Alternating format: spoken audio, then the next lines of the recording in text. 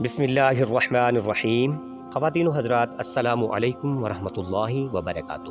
ناظرین کرام، فتح خیبر کے موقع پر ایک یہودیہ عورت جس کا نام زینب بنت حارث تھا، جو مرہب کی بھتیجی اور سلام بن مشکم کی بیوی تھی، اس نے نبی کریم صلی اللہ علیہ وآلہ وسلم کو زہر دینے کا منصوبہ بنایا۔ زینب بنت حارث نے لوگوں سے معلوم کیا کہ حضرت محمد صلی اللہ علیہ وآلہ وسلم بکری کے کون سے حصے کا گوشت شوق سے تناول فرماتے ہیں۔ لوگوں نے اسے بتایا کہ آپ علیہ الصلوۃ والسلام دستی اور شانے کے گوشت کو پسند فرماتے ہیں۔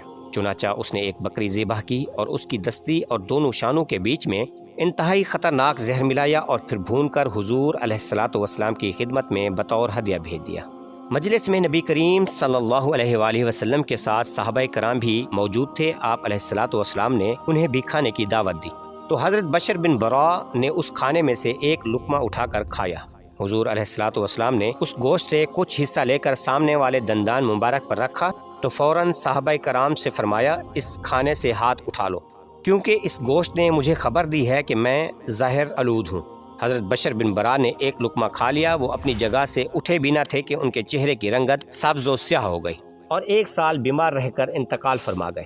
ایک روایت میں آیا ہے کہ اسی وقت انتقال کر گئے۔ نبی کریم صلی اللہ علیہ وآلہ وسلم نے حکم فرمایا کہ زینب بنت حارث کو حاضر کیا جائے۔ جب وہ حاضر خدمت ہوئی تو آپ علیہ الصلوۃ والسلام نے فرمایا، بکری کے گوشت میں زہر تم نے ملایا تھا؟ اس نے اقرار کرتے ہوئے کہا، جی میں نے زہر ملایا تھا۔ نبی کریم صلی اللہ علیہ وآلہ وسلم نے فرمایا، ایسا کرنے کا سبب کیا تھا؟ زینب بنت حارث یہودیہ نے کہا، میرا چچا اور شوہر قتل ہو گئے، میری قوم بھی تباہ و برباد ہو گئی ہے۔ میں نے سوچا اگر آپ نبی ہیں تو اللہ تبارک و تعالی آپ کو آگاہ فرما دے گا، اور اگر بادشاہ ہوں گے تو ہمیں آپ سے نجات مل جائے گی۔ حضور رحمت عالم صلی اللہ علیہ وآلہ وسلم نے اسے معاف فرما دیا۔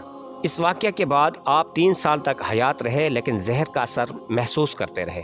اسی لیے علماء کرام فرماتے ہیں کہ حضور علیہ الصلوۃ والسلام شہید ہیں۔ اللہ کریم ہمیں حضور علیہ الصلوۃ والسلام کی محبت نصیب فرمائے، آمین۔